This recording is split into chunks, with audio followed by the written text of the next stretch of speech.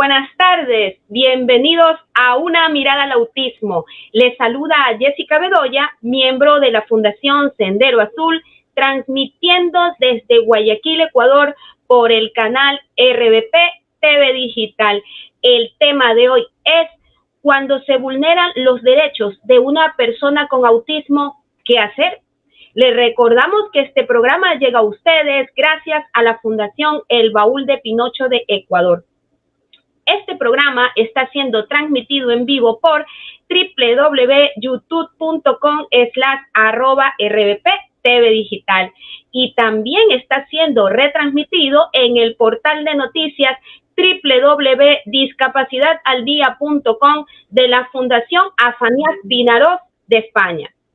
Lamentablemente, las personas con TEA son a menudo víctimas de discriminación y exclusión. Sus derechos fundamentales pueden verse vulnerados en diversos ámbitos, como la educación, el empleo, la atención médica y el acceso a espacios públicos. El día de hoy nos acompaña el doctor Vicente Sarmiento, director de la Fundación Sendero Azul. Él nos brindará información valiosa sobre los derechos específicos que asisten a las personas con autismo, los mecanismos legales disponibles para protegerlos y las acciones que se pueden tomar en caso de que estos derechos sean vulnerados. Bienvenido, doctor Vicente Sarmiento, al programa Una Mirada al Autismo. Gracias por estar aquí. Muchas gracias, Jessica, por invitarme. Muchas gracias a RBP TV Digital, a la Fundación Sendero Azul por permitirme conversar con ustedes sobre un tema tan importante como es el que usted acaba de mencionar. Bueno, y para entrar en materia, ¿qué leyes protegen a las personas con discapacidad? Mire, antes de contestarle esa pregunta, yo creo que los primeros que protegen a las personas discapacitadas, en este caso a los niños con autismo, son los padres, son la familia. Y yo creo que uno de los problemas fundamentales también que tienen los niños autistas es la exclusión por parte de la familia. Ni tanto por parte de las instituciones públicas o privadas, cuanto por la familia. En lo que le voy a decir, no sé si no he podido verificar estas cantidades, o la oí en una conversación, que el 80% de padres que tienen un niño autista abandonan a sus mamás. Entonces, el primer problema que tenemos nosotros son los papás, si quiere, las familias cuando no aceptan que los niños son autistas y los esconden, no les permiten que tengan una vida, que intenten tener una vida regular, etcétera, y como consecuencia de eso, tampoco hacen los reclamos que corresponden ante quien corresponde hacer. Hace un momento usted me dice cuáles son las leyes que existen. La Constitución de la República inicialmente no puede ser mejor. La Constitución en varios artículos prohíbe la discriminación, busca la igualdad, busca la equidad, permite la inclusión. Y a partir de la Constitución de la República se creó la Ley Orgánica de Discapacidades. Es una ley orgánica que dentro de la pirámide kelsiana solo está arriba la Constitución y los tratados internacionales, que también existen muchos tratados internacionales a los que el Ecuador se ha firmado, los ha aceptado, en los que hablamos de la protección a las personas, niños, jóvenes, adultos, etcétera, con discapacidad. Y adicionalmente a la ley, el reglamento a la ley de discapacidad, y adicionalmente a esto una serie de acuerdos ministeriales en los que se norma el comportamiento o procedimientos que se deben establecer para proteger los derechos de los discapacitados. Entonces, tenemos a la Constitución, tenemos tratados internacionales, tenemos la ley orgánica, tenemos el reglamento y tenemos distintas normas emitidas por ministros de salud, ministro de trabajo, ministro de educación, etcétera. Y Vicente, ¿la ley orgánica de discapacidad protege solo a las personas con discapacidad o también a la familia? Bueno, La Constitución, como le decía, las leyes solo pueden hacer lo que la Constitución les permite, ¿verdad?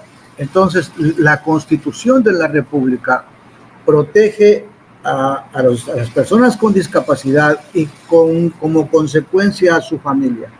Porque en muchísimas ocasiones las personas discapacitadas no tienen la capacidad de poder velar por sus derechos, aunque sean los más mínimos, ¿verdad? Y entonces las familias son las que se sustituyen en esas personas para mirar o velar por esos derechos. Y entonces, la familia, fundamentalmente, al igual que las personas con discapacidad, están siendo defendidas, están siendo ayudadas por la Constitución y por la ley. Tenemos saludos de las redes. La señora Luisa Zúñiga nos dice saludos. Digna Intriago, saludos, buenos días. Retomando las preguntas, para hacer respetar los derechos de las personas con discapacidad, ¿deben tener el carnet de discapacidad o estar en su cédula la discapacidad o simplemente tener un diagnóstico? No, hasta diciembre del 2023 el Estado dio un tiempo máximo de tiempo para que todas las personas que tuvieran discapacidad se acercaran al registro civil e hicieran constar en su cédula la discapacidad y el porcentaje que tienen. Entonces, hoy día la probanza o el medio de probanza de la discapacidad es a través de la cédula, en donde dice la persona discapacitado y el porcentaje. ¿Y desde qué porcentaje de discapacidad tiene derechos una persona con discapacidad? Según la ley, usted ve que a partir del 30% se tiene discapacidad, hasta a partir del 30% cuando se es menor de edad. Pero luego hay una norma emitida por el ministro del Trabajo en que nos habla sobre el 75% cuando se es mayor de edad. Lo cual es una barbaridad. Desde mi personal punto de vista es una barbaridad. Porque cuando usted lee la resolución del CONADIS y revisa qué significa el 75%, se encuentra que el 75% es una persona que no puede hablar, que no puede comer, que no puede vestirse, que no puede bañarse. Es una persona con una dependencia absoluta de algún familiar o de alguien que lo quiera ayudar. Pero ¿qué pasa cuando las personas tienen el 74%? O tienen el 73%, o tienen el 70%. Entonces ya no son susceptibles de que haya una persona, un sustituto que los pueda respaldar, que los pueda ayudar. Yo sí creo que esta es una ley que definitivamente no se la hizo con un poco de realismo. He estado revisando y voy a seguir revisando este asunto porque la verdad a mí me parece, a mí particularmente me parece que se hicieron como muy burocráticamente las cosas. Yo le contaba hace unas 2 semanas atrás en una reunión, una señora, la mamá de un gran amigo mío, tuvo un problema con su cabeza, no sé qué le pasó, un día tuvo un derrame cerebral simplemente y no volvió a hablar nunca más, ni volvió a moverse, no podía comer, etcétera. Se quedó en una situación totalmente de discapacidad. Y entonces ella ya era jubilada y resulta que su jubilación la sacaba a través de la tarjeta de débito. Entonces iban y sacaban y podían comprar las cosas que necesitaban. Y un día esa tarjeta de débito se caducó. Se caducó. Y cuando fueron al banco a pedirle que le cambiaran, no le permitieron. La llevaron a la señora, la llevaron a la silla de ruedas, mostraron que no podían moverse, que todo lo que hacía eran sonidos guturales, que no había nada, pero sin embargo dijeron no. Entonces, ¿qué nos tocó? Iniciar un juicio para declarar la interdicción de la señora. Interdicción, en otras palabras, significa declarar que es la señora incapaz de poder desarrollar las cosas por ella misma. Y resulta que el equipo técnico del juzgado la calificó con 70% de discapacidad. Entonces, yo cuando decía 70%, pero por Dios, si la señora la dejan ahí sentada, ella se va a morir. Porque ella no va a hacer absolutamente nada. Ella es incapaz, inclusive, de contar que tiene frío o tiene calor. Entonces las personas tenían que estar muy pendientes. Si estaba muy frío, no sé cómo se daban cuenta. Yo supongo que ya el paso del tiempo determina un poco que se puedan dar cuenta. Pero así, si hacía calor también, como le digo, solo emitía sonidos guturales nada más, 70%. O sea, ella, si hubiera una persona sustituta, ese sustituto no tenía ningún valor, porque resulta que tiene que tener 75%. Esas cosas que no avanzo a entender cómo se establecieron esos porcentajes. Porque yo creo que hay una persona que se dedica toda su vida a ser deportista y de repente tiene un accidente y no puede caminar. Su vida profesional se acabó. Pues. Ya no puede ser más. Todo lo que hacía era eso y de repente el futbolista o basquetbolista, lo que fuera, se acabó. Entonces en esa profesión, por lo menos en donde tenía dotes, virtudes, etcétera, se acabó. Entonces yo creo que sí hay que este tema volverlo a revisar con gente con un poco más de objetividad, con un poco que la gente que pueda revisar un poco también el efecto y el trasfondo social que tiene este tipo de porcentajes en la discapacidad.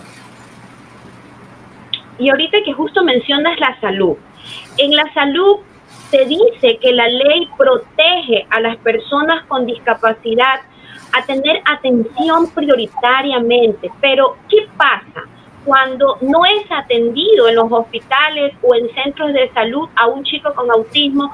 ¿Qué se puede hacer? ¿A dónde se puede acudir?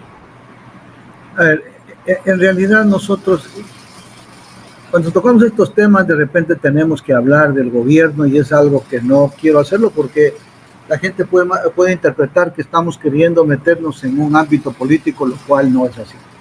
Prefiero contarles con ciertos ejemplos para que un poco entendamos lo que pasa. Estaban haciendo el asalto de un carro y en ese asalto dispararon a mansalva los que estaban ahí. Y estaba el esposo de la amiga de mi esposa y le dieron un balazo en la pierna. Y entonces, inmediatamente, como toda persona, ¿dónde va? Al hospital, ¿no es cierto? Claro. Va disparado al hospital para que le saquen la bala. Sí saben que les pidieron que primero presente la denuncia en la fiscalía. Wow. Entonces, yo no podía creerlo. Sí dice, y entonces llamé a alguien, porque yo soy abogado, pero nunca en mi vida he ejercido en el área penal. No tenía la menor idea, entonces lo llamo a un amigo, le digo, ¿cómo es posible? Sí, dice, doctor, desafortunadamente es así, en la fiscalía han creado una normativa que dice que primero tengo que presentar la denuncia en la fiscalía para que después sea atendido.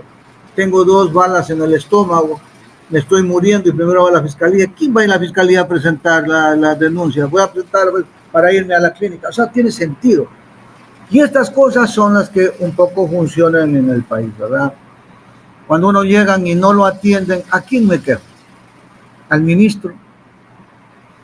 Y entonces presento una queja porque la verdad es que las leyes nos permiten eso. Pero yo me he dado cuenta, otra vez, y perdón que regrese, creo que estuvimos conversando antes contigo o ahora en esta conversación ya, yo creo que nosotros deberíamos tener como un enemigo portentoso, un amigo, perdón, portentoso al defensor del pueblo. El defensor del pueblo pide inmediatamente un informe o van ellos directamente a pedir. Voy a hablar de 2 cosas que conozco que sucedieron en Loja, no en Guayaquil. No tengo un ejemplo en Guayaquil. En Loja habían muchas personas con cáncer que no les estaban dando la medicina para el cáncer. Lo que ya sabemos, si no me dan medicina para el cáncer me voy a morir. No es que me voy a poner un poquito mal, me voy a morir. El defensor del pueblo pidió una explicación al director del Seguro Social por qué no se estaba expendiendo esas o entregando esa medicina. La respuesta no me acuerdo, no sé cuál fue, pero lo que quiero decirte es que inmediatamente ellos como institución presentaron una demanda en contra del Seguro Social y el juez los obligó para que entreguen esa medicina. Entonces yo siento que de repente cuando nosotros vamos a estas entidades burocráticas, yo siento como que perdemos el tiempo. Ellos creen que nos están haciendo un favor. No es que están cumpliendo con su obligación de velar que las cosas se cumplan. ¿Por qué yo siento que es así? Hasta ahora no conozco por lo menos un colegio que haya sido sancionado o una escuela que haya sido sancionada. Y las sanciones pueden ser muy fuertes. Una multa muy amplia, una multa muy grande que le represente el costo de un alumno en una escuela privada, me refiero de 1 año, 2 años o 3 años. Pero no hacen eso. Entonces presentan y mandan un escrito diciendo cualquier barbaridad porque no hay una disculpa en serio sobre este tema. Y estas cosas no caminan. Y no caminan, y entonces tengo que volver. Y aquí hay un desgaste terrible.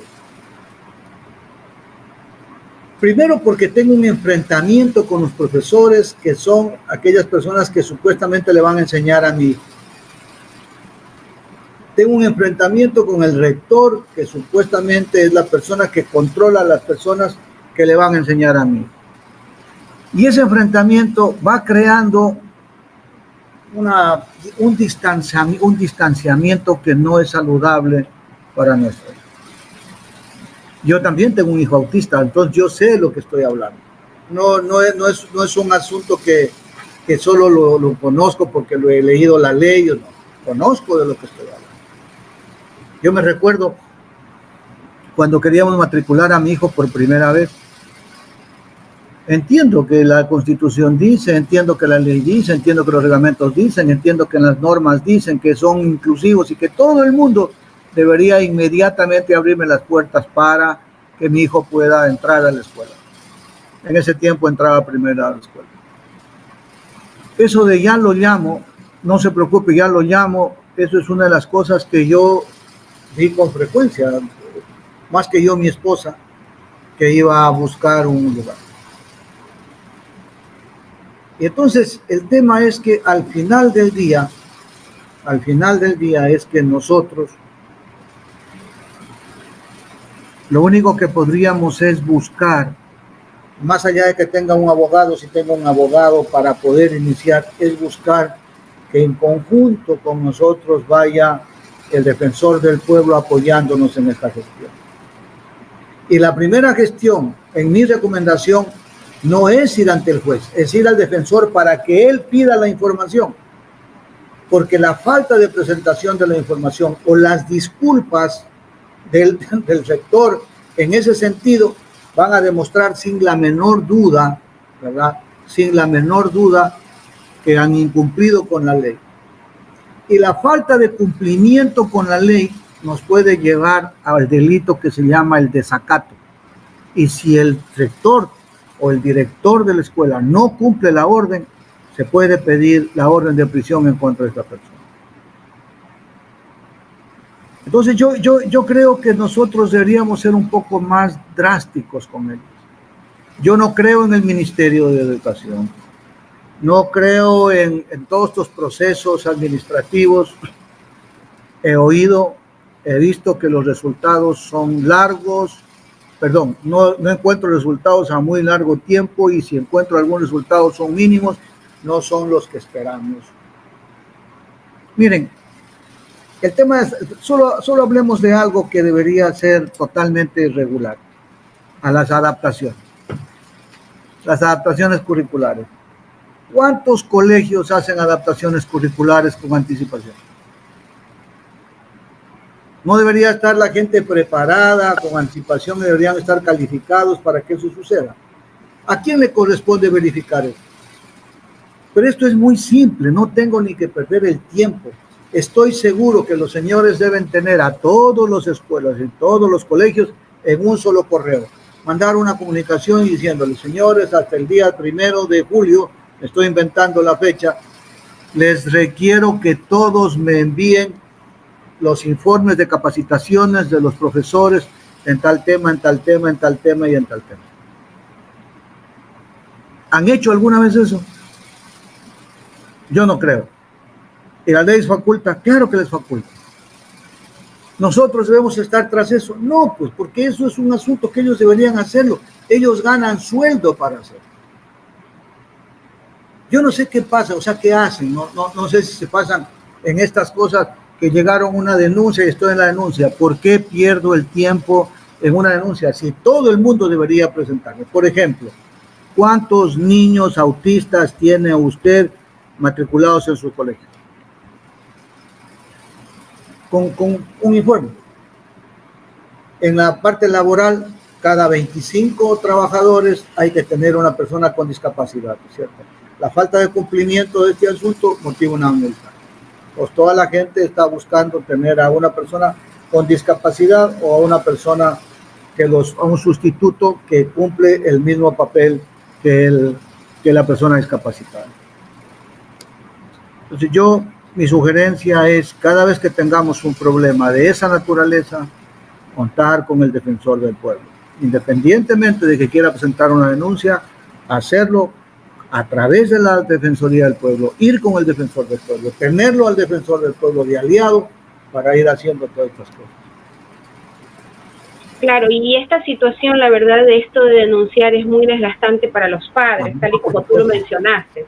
Por supuesto. Y bueno, tengo más preguntas desde las redes. Claudia nos dice, ¿qué se puede hacer para que en la salud las cosas se cumplan por una atención no recibida? Eso les decía, o sea, yo ahorita puedo ir y les contaba hace un momento del ejemplo que teníamos en Loja. La gente que tenía cáncer no le entregaban los medicamentos para el cáncer. La gente se estaba muriendo porque no le entregaban los medicamentos que correspondían. Fueron a la Defensoría del Pueblo, el defensor del pueblo le pidió un informe al director del Seguro Social, el director le dijo que no tenía plata, que no tenía presupuesto, no sé cuánto. Fueron al juez y el juez le ordenó que en forma inmediata, dentro de las 24 horas subsiguientes, comiencen a entregarle las medicinas que corresponden. Porque en este país, por lo menos, yo me he dado cuenta que en el 95 o más por ciento de las denuncias administrativas casi no funcionan. Esas se quedan en el olvido y le contestan después de un mes y presenta uno otra cosa y después de otro mes, ya sucesivamente. Pero la persona tiene que ir casi todos los días a pelear con esta gente y demás. Tengo otra consulta más desde las redes. La señora Daisy Macías nos dice, saludos desde Puerto Viejo. Tengo un nieto en un colegio fiscal y necesita un maestro de apoyo. Los docentes lo han solicitado, pero no los escuchan. Y el rector no permite que ingrese su madre para hacer de apoyo. ¿Qué se puede hacer? Mire, ahí otra vez. Yo creo que este es un tema más simple. Yo esto sí lo haría ante el Ministerio de Educación. Me iría a presentar a una denuncia ahí. Porque ya es un asunto que al director simplemente no le da la gana de cumplir con un hecho que es fundamental. Buscar el desarrollo integral del niño. Porque cuando no hay leyes específicas, entonces me voy a lo conceptual. Uno de los derechos más respetados, mejor respetados, creo, es el derecho integral del menor. Entonces, si no encuentro la norma que dice el artículo número tanto que dice, no la encuentro, que sí la hay, pero si no la encontrara, me voy al concepto. Dentro del desarrollo integral del menor se encuentra, entre otras cosas, la necesidad imperiosa en este momento de que tenga un maestro sombra. Mi hijo tiene una maestra sombra. Él va acompañado desde primer grado con una maestra sombra. Y entonces no veo el inconveniente de que esa persona lo ayude, además de que inclusive los ayuda a los profesores, porque ella les ayuda en este tema de ir adaptando las materias, hacer las adaptaciones, etcétera. Entonces, antes que convertirse en un problema, más bien es una ayuda.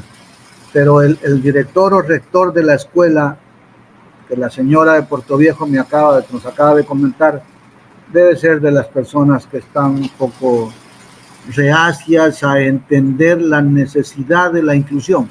La inclusión es un derecho, pero la inclusión no es, esto es muy importante, ¿no? La inclusión es dejarlos entrar. Entonces lo siento y lo pongo al final y ahí lo tengo los 10 meses que duran las clases. ¿Cuándo lo tomé en cuenta? Jamás. Eso no significa incluir. Eso en el fondo se llama exclusión, porque lo que hago es entrar para que se siente y todavía para hacerlo sentir peor. Entonces, esa es una de las formas más graves de excluir a una persona. Así es. Y a un chico con autismo, no lo puedes tener así al fondo del salón y sin hacer nada. Bueno, creo que Claudia me contaba alguna vez que a una persona que lo dejaron entrar, lo tenían en el patio, lo tuvieron como 3, 4, 5 meses, lo sacaban al patio porque esté mirando las cosas. Entonces, y al ponerlo en esa condición o en esa situación, ¿qué les dicen a los compañeros subconscientemente? Que es una persona a la que tienen que alejarla, que es una persona a la que tienen que rechazarla. Entonces, el mensaje subliminal, y por eso hace un rato decía, esto es un tema terrible de exclusión cuando suceden estas cosas. No es que sí cumplí con la inclusión, no es verdad. La inclusión tiene otras características. La inclusión tiene la adaptación, la inclusión tiene ser permisivos para que entre una persona porque lo ayude, si es necesario. La inclusión tiene la capacitación de los profesores para que entiendan, conozcan y sepan qué hacer cuando un niño... Les voy a contar un problema. De Ambato. El niño era autista, el joven, es autista, estaba en 5º curso de colegio y él recibía clases adicionales de matemáticas. Entonces se fue a recibir clases adicionales de matemáticas y le dijeron que ya vaya al curso, pero mientras él estaba en clases de matemáticas, los compañeros de él salieron al recreo y él fue a clases. Y mientras se sentaban, el profesor le dijo que a nadie le permite que salga al baño otra vez. El muchacho llegó, el joven llegó, se sentó y quiso ir al baño. Y entonces no lo dejó. Y él dijo que tiene que ir al baño, necesita ir al baño. Y cuando fue al baño, regresó, le cerró la puerta y no lo dejó entrar. Entonces, obvio, lo que hizo fue comenzar a golpear la puerta, etcétera, etcétera. Entonces se reunieron los profesores y lo expulsaron del colegio. Entonces, el tema de la inclusión, hay que entender el concepto de lo que significa incluir a una persona. Y por eso hace un rato, y te decía Jessica, desde que empezamos esta conversación, las primeras personas, más que la ley y los reglamentos y las ordenanzas y todo lo que quieran, los primeros inclusivos deben ser la familia. Porque la familia tiene que estar ahí para respaldarlo, la familia tiene que estar para ayudarlo, la familia tiene que estar para quererlo, la familia tiene que ser paciente con ese desarrollo progresivo que van a tener. Eso es por lo menos lo que ha pasado en mi casa. No estoy hablando de lo que sucede en mi casa, lo que tiene que pasar en mi casa, con mi hijo que ya tiene 11 años, de ocasiones en que tiene estos pataleos y todo lo demás, y entonces mucha gente dice es un malcriado y todo, pero ustedes ya saben, todos los que me están escuchando ya saben la respuesta. No es simplemente es una acción que está tomando en función de alguna cosa que le está molestando profundamente. Así es. Tengo otra consulta, Vicente, desde las redes. La señora Digna Intriago nos dice, ¿me puedes ayudar indicando si alguna ley o cuál es la de la educación asistida? Tengo que hacer una solicitud en la escuela de mi bebé y quisiera incluir esa ley. Si es que la hay, le quedo agradecida. Sí hay. Hay el acuerdo número Mineduc-2021-006-26A. Esta también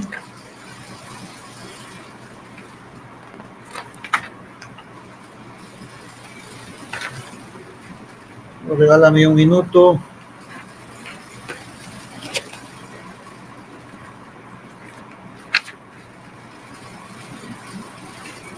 Hay el acuerdo 295-137, me parece que es. Perdón un ratito, 130 creo que es. No se ve bien el último número. Pero que tiene que ver la normativa referente a la atención a los estudiantes con necesidades educativas especiales en establecimientos ordinarios o en instituciones educativas especializadas. Si quieren buscarlo, lo encuentran con eso. La normativa referente a la atención a los estudiantes con necesidades educativas especiales en establecimientos de educación ordinaria o en instituciones educativas especiales. La otra que les acabé de manifestar es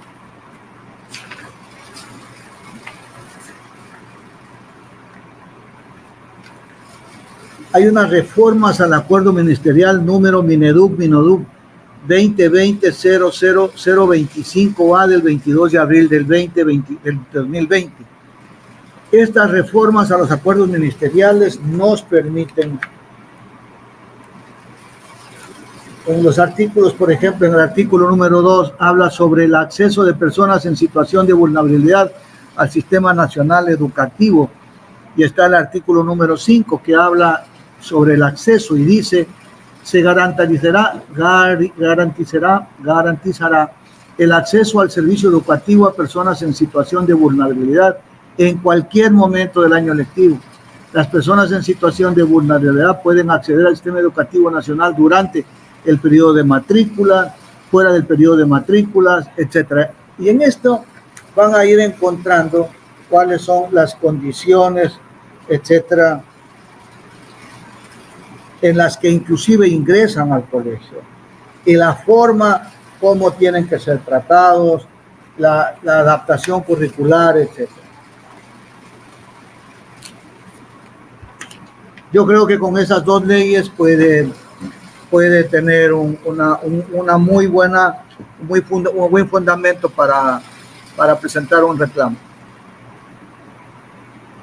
Pero como le digo yo, le sugiero, vaya donde usted esté, si está en Puerto Viejo, vaya a la Defensoría del Pueblo, cuéntele el problema, deje que ellos le envíen una comunicación. Esas comunicaciones son muy cortitas, sírvase usted explicarme los motivos por los que 2, 3, atentamente, tal, se acabó. Es un tema muy corto.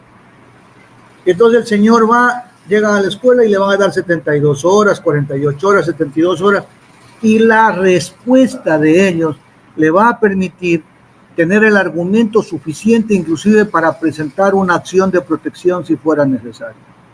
La respuesta que van a obtener de ellos le va inclusive a dar el argumento legal para hacer el reclamo ante la dirección de educación si fuera necesario.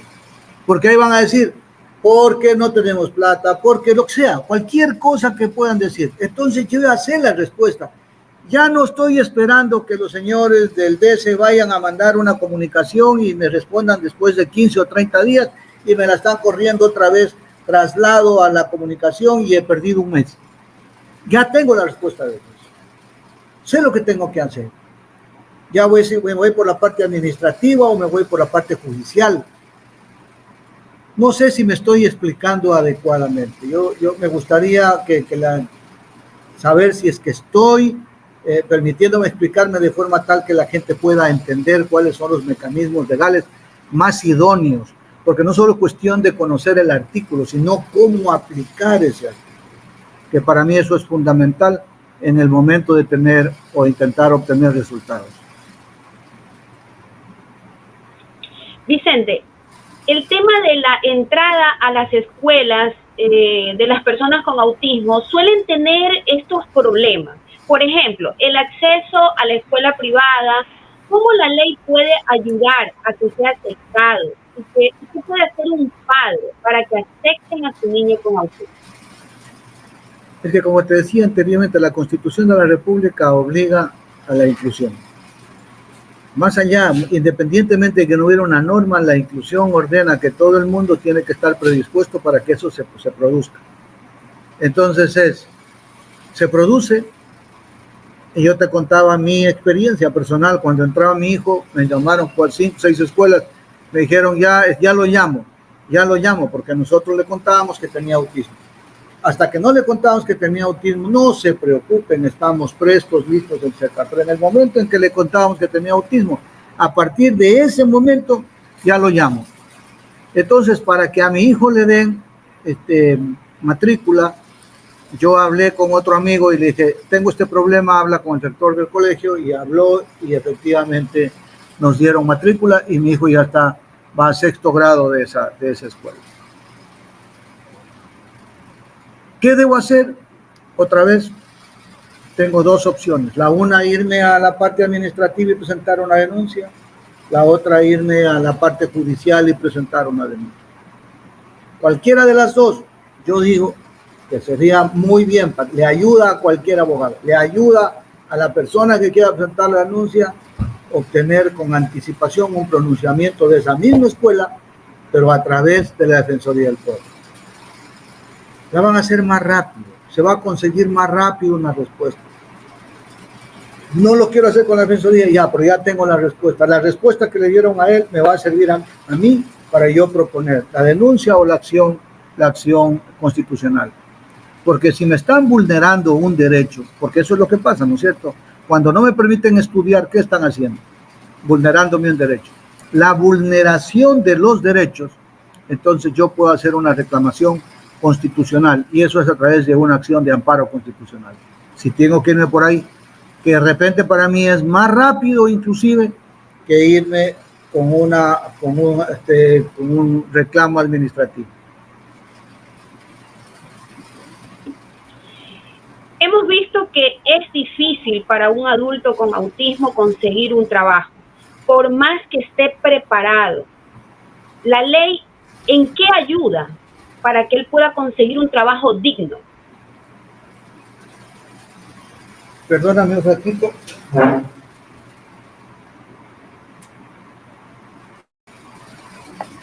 Se me estaba acabando la batería, perdón. Ya. Bueno, el código laboral es clarísimo, ¿no? Cada 25 personas tienes que tener a una persona discapacitada. La falta de cumplimiento de esa disposición te conlleva a una multa. Si es que en algún momento de la vida alguien no te quiere dar trabajo porque tienes discapacidad, también puedes acudir ante un juez y acusarlo inclusive como discriminación, lo cual es un tema penal. Pero ¿cuál es el problema en realidad? El problema es que cuando entra una persona discapacitada o un sustituto de una persona capacitada, anteriormente, cuando no existía todavía esta normativa 180 que emitió el Ministerio del Trabajo, anteriormente se consideraban entre sustitutos, que eran unos, y los que se hacían cargo de la manutención o responsabilidad eran otros, porque así lo dice el artículo 51 de la Ley Orgánica de Discapacidades. Los discapacitados o los que se encargan de la manutención, de la protección, etcétera, de una persona discapacitada. Ellos tienen derecho, el rato que los despidieran, tienen derecho a 18 sueldos más. Entonces, los empleadores tienen mucho miedo de contratar a un discapacitado, porque si lo quieren sacar, ¿verdad? entonces en definitiva tendrían que pagar 18 sueldos, lo que no pasa con una persona regular. Mañana una persona trabaja 2 años o 3 años, lo quiero votar, gana $500, le tengo que pagar 1.500, 1.000, 2.200, algo, considerando la parte profesional, 13º, cuarto, vacaciones, etc. Pero si lo quiero votar a una persona que es discapacitada, ya tendría que multiplicar esos 500 por 20, que ya son $10.000. Entonces la gente dice, no quiero contratar a personas con discapacidad, o no quiero contratar a personas sustitutas. Ahora se llaman sustitutos directos, las personas que tienen a su cuidado a una persona con discapacidad o que son declarados sustitutos y reconocidos como sustitutos, cualquiera de las dos cosas, ya son considerados como sustitutos directos. Si los tengo, se supone que entonces voy a tener que pagar 20 salarios. Ahora viene otro asunto. Dice la ley, se habla de la discapacidad, pero en ninguna parte dice cuál es el grado de discapacidad que puedo tener. ¿De acuerdo? Sin embargo, cuando les quiero dar algún tipo de privilegio, necesito que tenga el 75% para que sea sustituto. El 75% para que sea sustituto. Y no sé hasta cuándo, yo no he encontrado hasta ahora, por lo menos en la ley no he visto hasta cuánto tenga que tener de porcentaje para cuando lo votan tenga los 18 meses.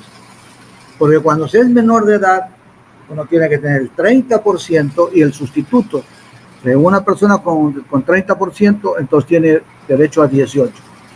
Pero pasados los 18 años, se supone que ya es una persona que se emancipa de los papás.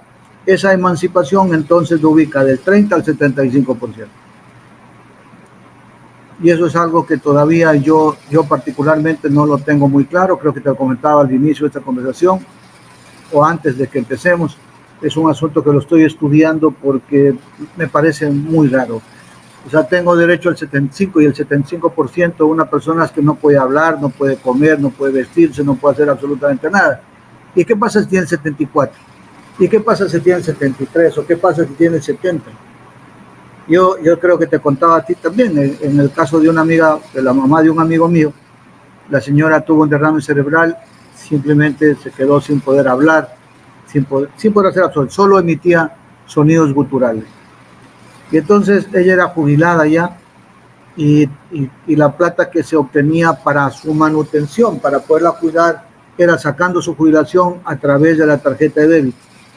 Se caducó la tarjeta de débito y no hubo cómo volver a sacar. Entonces nos acercamos al banco y a pesar de que la llevamos para que la vean en las condiciones, dijo no, tiene que un juez determinar que la señora es incapaz.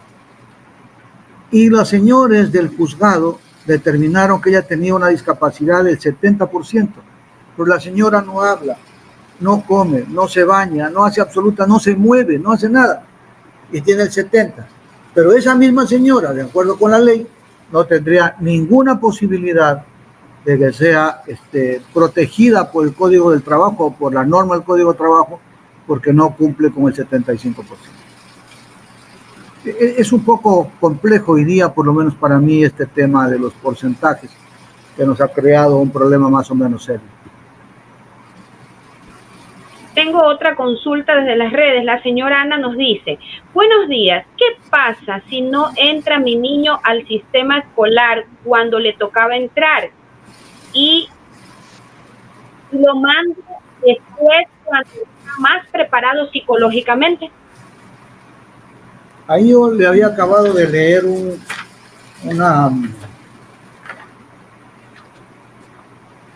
el acuerdo número MIDUC 2021-0026-A. El artículo número 5 de esto dice lo siguiente: se garantiza el acceso al servicio educativo a personas en situación de vulnerabilidad en cualquier momento del año lectivo. Las personas en situación de vulnerabilidad pueden acceder al sistema educativo nacional durante A, el periodo de matrícula de acuerdo con la normativa vigente, y B, fuera del periodo de matrícula a través de un proceso de aprestamiento. Se deberá atender de manera prioritaria a todas las personas en situación de vulnerabilidad a fin de garantizar el acceso al Sistema Nacional Educativo. Inclusive cuando hay traslados, etcétera, se debe atender prioritariamente la situación de los niños. Y adicionalmente dice, por ejemplo, aquellos estudiantes que se encuentran matriculados en una institución educativa y que debido a cualquier situación de vulnerabilidad requieran un traslado imprevisto podrán incorporarse en otra institución del Sistema Nacional Educativo de acuerdo con la disponibilidad de la oferta educativa que requieren. Como vemos, no importa, en forma inmediata tienen que integrarlo a otro grado, al curso al grado que le corresponde. Y adicionalmente, esto creo que es interesante que le lea. Estudiante con expediente académico, perdón. La y los estudiantes con expediente académico serán ubicados en el grado o curso equivalente a su último año de estudios aprobados, porque hay personas que no han estudiado nunca, ¿verdad? Y entonces se quieren integrar. Entonces aquí tienen una fórmula o el procedimiento para hacerlo. Se exceptúan los niños y las niñas de 3 a 5 años que serán ubicados de acuerdo con su edad cronológica. Inicial 2, grupo 3 años a 3 años. Inicial 2, grupo 4 años a 4 años. Primer grado de escuela con 5 años. Estudiantes sin expediente académico. Las niñas y los niños durante los 3 hasta los 5 años para el proceso de aprestamiento serán ubicados en el grado correspondiente de acuerdo con la edad establecida en el reglamento. Inicial 2, grupo 3 años con 3 años. Las niñas y niños de 6 años serán ubicados en el primer grado. Los niños y los niños de 7 años serán ubicados en segundo grado. Las y los adolescentes de 15 y 17 años serán ubicados en los grados superior a 1 y 2, curso de bachillerato que corresponda conforme a los resultados de un examen de ubicación. En ninguno de estos casos se podrá ubicar al estudiante en un grado o curso que represente una diferencia mayor a 2 años con respecto a los demás estudiantes. Yo creo que no conozco cuál es el problema, pero aquí está detallado por edades. No puedo leer todo porque es muy grande, es muy largo, pero quería darle una idea más o menos del procedimiento para que la señora sepa que esta ley que le acabo de comentar en el artículo número 13 puede encontrar cuál es el procedimiento que debe seguir para poder matricular a su hijo o nieto. No sé si quedó clara la respuesta. Sí, Vicente, sí quedó clara. Ya nos quedan aproximadamente 7 minutos y quisiera que las siguientes preguntas como que seamos un poco más breves. Hemos visto que muchas madres son abandonadas por los papás cuando se enteran de que tienen un hijo con autismo. ¿Qué se puede hacer legalmente para que nunca pierda esa responsabilidad con su hijo? Solo tienen que probar dentro del juicio de alimentos que el niño es discapacitado y se acabó. Para siempre te van a tener la responsabilidad de los papás de pasarle una pensión. Ya, y en cuanto a la pensión alimenticia, que los padres tienen la responsabilidad con chicos con autismo, ¿hasta qué edad es? Toda la vida. No hay edad para ello. Se demuestra que tienen la discapacidad y en función de la discapacidad el juez va a determinar cuál es la cantidad que le va a entregar para toda la vida. Ahora, cuéntanos también el tema de los padres sustitutos. ¿Cuáles son los beneficios? Así brevemente.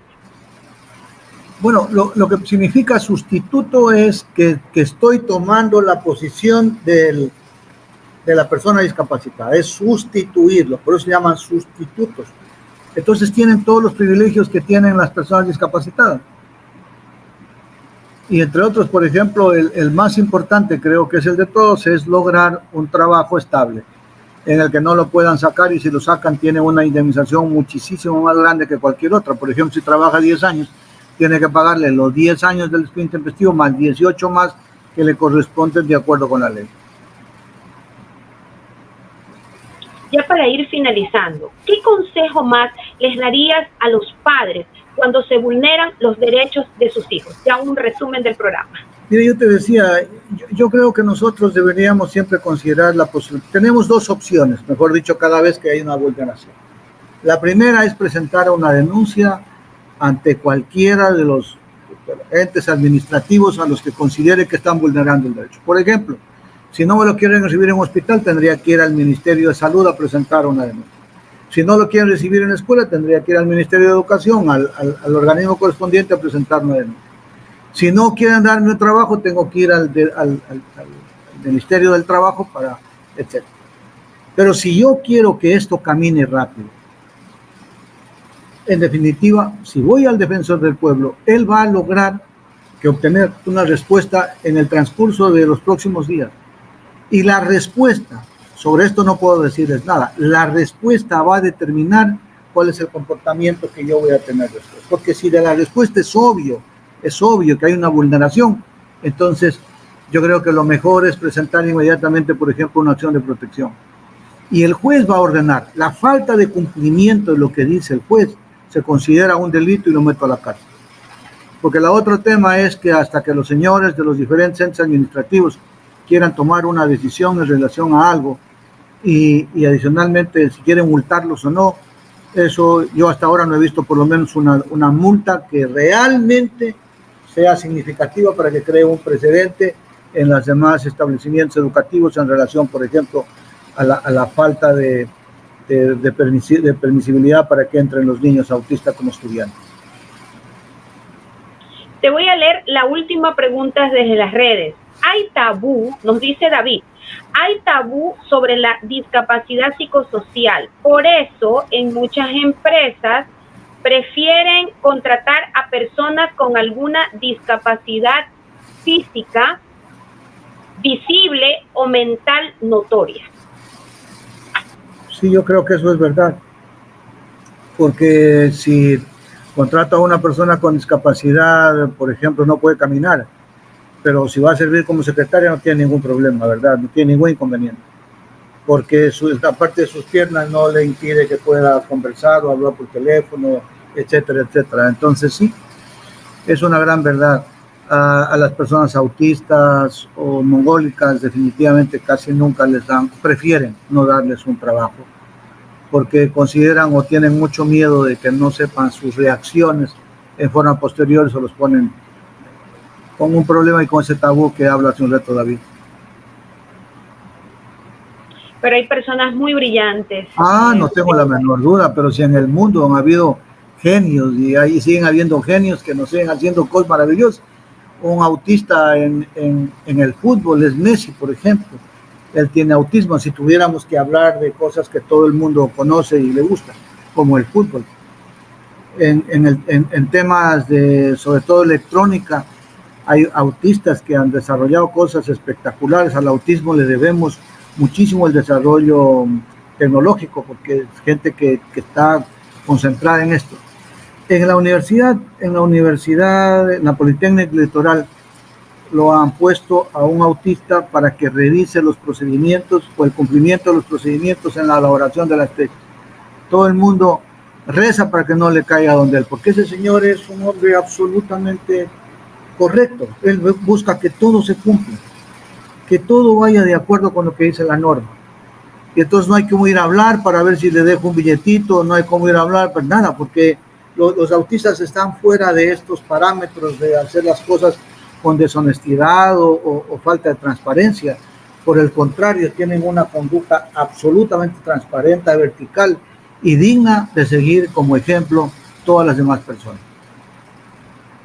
Así es, Vicente. Bueno, y hemos llegado al final del programa. Te agradezco por tu valiosa participación, por habernos brindado los conocimientos esenciales para actuar de manera efectiva en la defensa de los derechos de las personas CEA. Además, también, Vicente, de una vez por adelantado, espero que tengas el día de mañana un lindo Día del Padre junto a tu hijo. Muchas gracias. Bueno, eres un muy buen padre y comprometido. Muchas gracias. Les agradezco nuevamente a RBT TV Digital y a Sendero Azul, que están haciendo una gran labor en beneficio de los niños autistas. Gracias por invitar. Siempre a la orden. Listo, Vicente, gracias. En otro programa te queremos nuevamente para que sigas orientándonos en cuanto a la ley. Bueno, y asimismo también para todos los papitos, espero que el día de mañana pasen un muy lindo día junto a sus hijos, junto a la familia. Y bueno, los felicito por haber decidido quedarse junto a sus hijos con autismo y seguirlos acompañando. Recuerde que para ver más de nuestros programas lo pueden hacer a través de nuestras redes sociales. Y el programa de hoy ha llegado a ustedes gracias a la Fundación El Baúl de Pinocho por el canal RBP TV Digital. Nos vemos la próxima semana. Esto fue Una Mirada al Autismo con Fundación Sendero Azul. Gracias.